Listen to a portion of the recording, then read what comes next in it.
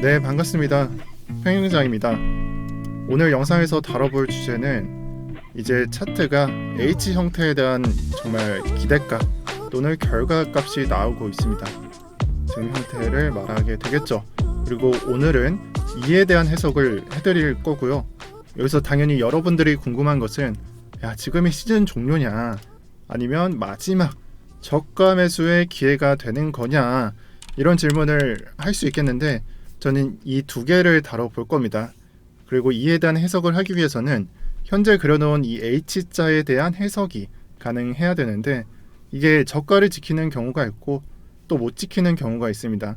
그래서 저가를 지키는 경우가 5월, 6월, 7월 또는 9월이 되는 거고 저가를 못 지키는 경우 차트는 당연히 이런 식으로 그려지게 될 것이고 이건 4월과 5월 여기에서 이 저가를 못 지키고 H자에서 무너지게 되는 이런 형태가 나오게 됩니다. 그래서 그냥 대충 보게 되면은 이런 식으로 그려진다. 사실 여기서 이런 식이 하나 더 있기도 하고요. 그래서 저가가 무너졌을 때 차트와 저가를 지켰을 때 차트 이런 식으로 있고요.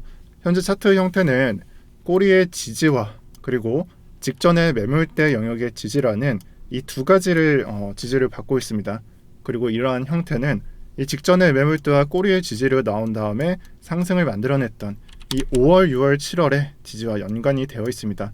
매우 비슷한 흐름입니다. 여기서 이 현물 차트, 그러니까 업비트 차트를 보게 되면은 꼬리가 다르게 되고 또 여기서도 꼬리가 좀 더 짧죠. 지금 차트에서는 해석을 해보자면 현물에서는 꼬리를 그냥 깬 차트로 볼 수가 있어요. 하지만 비트코인의 경우에는 장을 주도하는 것은 거래대금이 많은 거래소이고 그건 비트는 선물 거래소가 이 차트를 주도하기 때문에 매물대와 꼬리 부분의 저가를 터치하는 모습 여기서 관찰을 하셔야 됩니다. 그래서 선물 차트에서는 이 꼬리가 거의 매물대까지 내려온 모습 이런 것들이 다르다는 걸 알 수가 있습니다. 저는 당연히 이 선물 거래소를 봐야 된다라고 주장을 할 것이고 또 여기서 해석을 하실 때 5월, 6월, 7월은 저가를 깬 차트에 해당했다. 하지만 이것은 맞지가 않습니다. 물론 저가를 한 몇십 달러는 이탈을 했습니다만 꼬리를 전부 터치를 해주는 모습을 볼 수가 있고요. 이건 오늘도 마찬가지로 조금 깬 부분이 있지만 그래도 꼬리를 조금 채워준 모습 이런 것들을 관찰을 할 수가 있습니다. 그래서 자세히 보게 되면은 한 300달러 정도 이탈을 했습니다. 자, 그렇다면 이 상황에서 중요한 것은 매물대와 꼬리의 지지를 받고 만들어낸 차트가 다시 또다시 나올 수가 있느냐에 대한 질문이 설 거고요.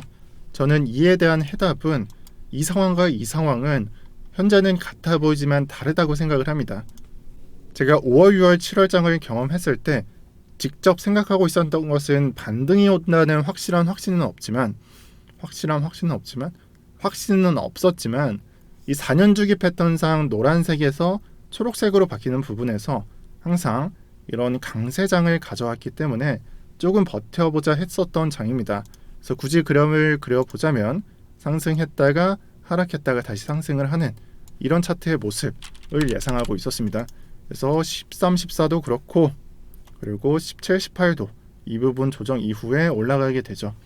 그래서 이 4년 주기 패턴상 이 노란색에서 초록색으로 바뀌는 부분에서 항상 2차 강세장이 이렇게 나왔기 때문에 조금만 버텨보자 했었던 모습을 이었고요. 당시부터 지금까지 보시던 분들은 이 부분을 잘 아실 겁니다. 그렇다면 지금 현재는 이 관점으로 바라보았을 때 1차와 2차를 모두 마친 모습을 보여줄 수가 있습니다. 따라서 내세울 관점은 없다라는 것이 이때와 이때는 다르다는 뜻입니다. 이 현재 믿음의 4년 패턴으로는 반등을 얘기할 수 없음을 알려드립니다. 자, 다만 이 4년 주기 패턴을 보게 되면은 빨간색으로 시작해서 보라색으로 바뀌는 마무리가 되는데 이 패턴은 고점이 조금씩 미뤄지는 경향이 있었습니다. 그래서 13, 14년도에서는 노란색 또는 노란색과 초록색 중간 지점인 연초에서 마무리가 되었고요. 그리고 17, 18년도는 정확한 초록색에서 고점을 찍었습니다.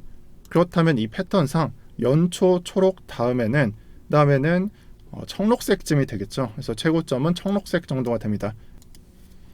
따라서 지금 색 같은 경우에는 초록색에 해당하고 고점까지는 좀 기간이 이르게 최고점을 찍고 내려오는 것 같다라는 말을 할 수가 있는 겁니다. 자, 따라서 지금 현재 장악에 대한 해답은 다음과 같습니다. 현 구간 지지가 저는 정확하게 마지막 지지 포인트라고 생각을 합니다. 이 지지에서 실패하고 내려가는 것은 다음 지지 구간이 이 구간이라는 걸 고려해 봤을 때, 다시 말씀드리겠습니다. 이 지지 구간이라는 것을 마지막 포인트라는 걸 생각을 해봤을 때, 제가 생각하는 시즌 종료를 암시하는 가격이 이 구간이기 때문에 뚫린다면 현금 비중을 저는 늘려주실 것을 권고드리겠습니다. 현 가격에서는 한 6% 또는 5% 정도 남은 가격에 해당합니다. 찐 하락장은 여러분들이 감당 가능한 비중만 들고 있는 것이 좋습니다. 자, 이 가격이 되겠죠. 네, 여기 뚫린다면 정말 비중은 최소한으로 들고 계시고, 반대로 반등이 나온다라는 생각도 해볼 수도 있는데, 만약에 반등이 나온다면은 최고점은 2개월 안에 나오게 될 것이다. 왜냐? 초록색에서 청록색에서 나오기 때문에 이렇게 보시면 됩니다. 그래서 기간이 2개월인 이유까지 제가 설명을 드렸고, 저는 이번 한 달간 하락 추세에 맞는 매매를 했었습니다. 이 말이 뭔 말이냐면, 제가 이때 첫 하락 직전에 비중을 대거 정리하기도 했고, 이 횡보장에서 준 그 비중은 이 추세 있죠. 이 저가를 뚫는 추세에 일부 비중을 손절을 했습니다. 그렇다면 다음에 제가 하는 것은 이 저가 이탈 있죠. 또다시 저가 이탈을 체크를 할 거 아니에요. 저희 만약에 이 저가를 이탈한다면 이때랑 다 똑같은 반응을 할 예정입니다. 이게 하락 추세에 맞는 매매를 한다는 내용이 되는 거고요. 다만 이 12월 4일부터 한 달 동안 저가는 매수기야라고 외치던 이들이 이제는 긴급한 이 시즌 종료를 외치는 걸 보면은, 장은 항상 이 롱스턴 유튜버들의 반대로 움직여줬기 때문에 이게 반대로 갈 수도 있다라는 상상만 하고 있습니다. 하지만 언제나 좀 하락 추세를 대비하면서 매매를 하고 있고, 어찌됐든 현재가 시즌 종료의 갈림길인 건 확실합니다. 이 가격을 이탈하냐 아니면 반등을 하냐에 따라서 시즌 종료의 갈림길이 나뉠 거고요. 이에 대한 해답은 사실 이제 5%에서 6%밖에 남지 않아서 이 구간 내에서 발생을 합니다.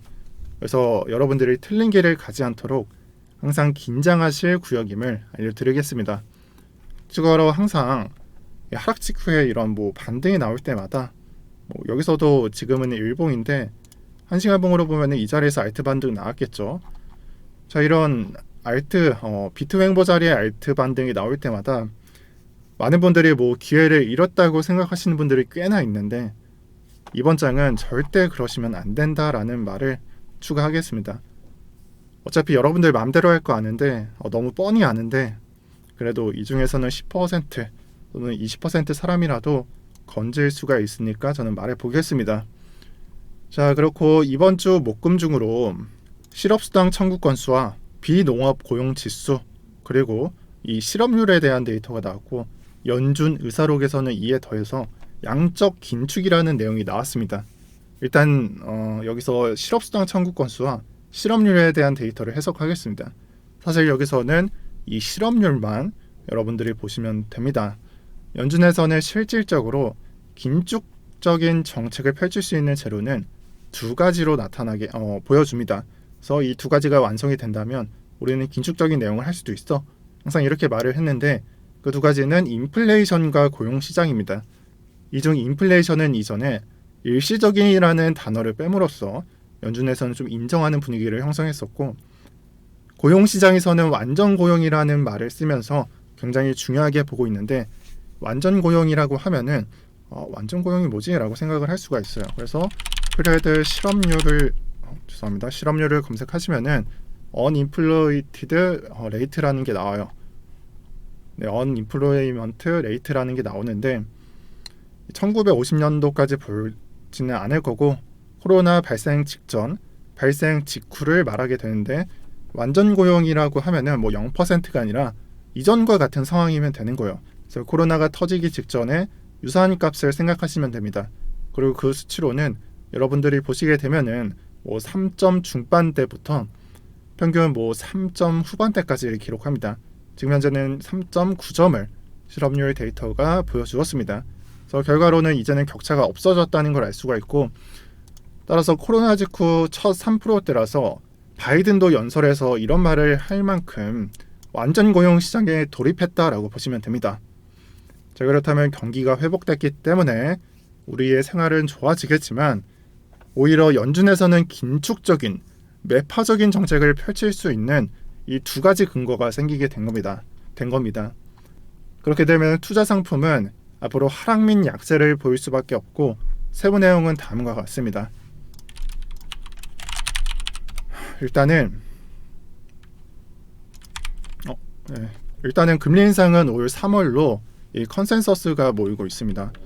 이거를 다시 잡도록 하겠습니다. 금리 인상은 올 3월로 모두의 의견이 모이고 있다. 이 컨센서스가 모이고 있고, 두 번째는 테이퍼링을 하면서 금리는 올리지 않을 것이라는 내용이 있고요. 테이퍼링은 만약에 엄마가 10만 원 용돈씩 주던 거 다음 달에는 8만 원, 다음 달에는 6만 원 이렇게 주는 걸 테이퍼링이라고 하고, 금리는 이와 동시에 올라가지 않은, 그러니까 동시에 실행이 되지 않는다는 겁니다. 그리고 더 매파적인 이 양적 긴축은 첫 금리 인상 이후에 실행이 된다는 내용이 있었습니다. 자, 이러한 것들이 의견이 모이고 있고, 이 양적 긴축의 경우에는 상당히 큰 겁니다. 엄청난 금액을 연준에서 갖고 있는 그런 채권 같은 또는 주식 같은 그런 것들을 엄청난 금액을 매도를 한다는 뜻이고요. 단순히 우리가 들고 있는 몇 천만 원의 금액을 판매하는 것과 나라에서 몇 천억, 어쩌면 조를 넘을 수 있는 금액을 판매하는 것, 그걸 비교해 보시면 좀 더 이해가 되실 겁니다. 자, 이러한 모든 과정이 이번 상반기에 실현이 됩니다. 현재까지는 조심히 장을 봐야 했는데 앞으로는 더 조심해야 할 때라고 생각을 합니다. 테이퍼링 완료, 금리 인상의 시작, 양적 긴축의 내용이 되겠고요. 자, 이렇게 되면은 아무런 생각만 하게 될 것이고, 시즌 종료에 대해서 생각을 할 겁니다. 그리고 아직 결과는 안 나왔지만 만약에 시즌 종료가 되면은 돈을 벌 수가 없어, 시장을 떠나야 되냐, 이런 말들을 하실 텐데 전혀 아닙니다. 여러분들이 이렇게 무너지는 장이 만약에 출현을 한다면, 내가 만약에 현금 비중을 많이 늘려놨어요. 그리고 하락이 끝나기를 기다리다 보면은 진짜 저가를 찾은 다음에는 항상 똑같은 기간에 상승장이 있었습니다. 그래서 대충 예를 들면은 400만 원, 1600까지 여러분들이 매도할 수는 없으니까 한 3배에서 4배 정도까지 그런 상승장이 있다라고 생각을 하시면 되는 거고요. 그리고 저는 웬만하면은 여러분들이 이 장도 그렇고 이 장도 웬만하면은 경험해 보시는 것을 추천을 드립니다. 제가 생각했을 때 우리가 이번 장이 정말 말도 안 되는 상승장이었잖아요. 근데 이 장에서 이 강세장에서 돈을 많이 번 사람들은 그들의 특징이 두 가지로 나뉘는데, 일단 1번은 설명드리기 되게 애매하지만 학습 효과가 좋은 사람들이라고 생각을 합니다. 특히나 좀 직업적으로 나뉘게 되는데 엘리트들, 특히나 의사들 같은 경우, 그런 경우가 많았습니다. 제 개인적인 생각입니다. 그리고 2번은 엘리트, 1번 엘리트, 2번은 제가 봤을 때는 17, 18년도 장을 경험해 본 사람들, 이렇게 생각을 합니다. 그리고 이 장을 그냥 이때 한번 사서 이때 판 사람이 아니고 직접 제대로 경험해 본 사람을 말합니다. 네, 이렇게 정리를 할 거고, 만약에 쏟아지더라도 여러분들은 좀 경험을 해보시는 게 낫다는 게 제 판단입니다. 이렇게 오늘 영상은 여기까지 하겠고요. 제가 이전에 영상을 촬영하다가 한 가지 잘못 말씀을 드렸는데, 팬텀이 디파이 코인이 아니라 레이어 1이었습니다. 가끔 이렇게 여러 가지를 품고 있는 경우에 좀 실수를 하고 이런 경우가 발생하는데, 다음에 시간 날 때 이건 더 자세히 다뤄드리도록 하겠습니다. 이상 평영장이었고요. 다들 주말 동안 행복한 시간 보내시길 바랍니다. 시청해주셔서 감사합니다.